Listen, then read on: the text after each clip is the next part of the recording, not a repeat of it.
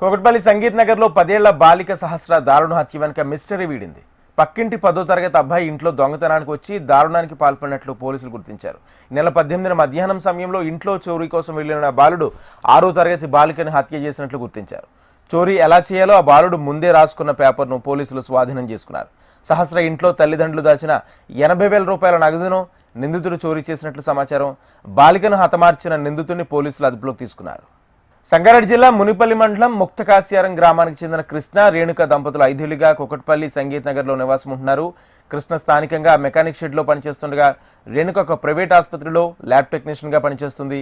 వీరికి కుమార్తె సహస్ర అనే 10 ఏళ్ల బాలిక, 7 ఏళ్ల కుమారుడు ఉన్నారు. సహస్ర అనే బాలిక బోయినపల్లిలోని కేంద్రీయ విద్యాలయంలో 6వ తరగతి చదువుతుంది. కుమారుడు ఇంటికి సమీపంలోనే బడికి వెళుతున్నాడు.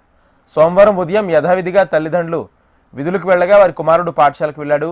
క్రీడోత్సవాల నేపథ్యంలో పాఠశాలలకు సెలవులు ఇవ్వడంతో బాలిక ఒంటరిగా ఇంట్లో ఉంది.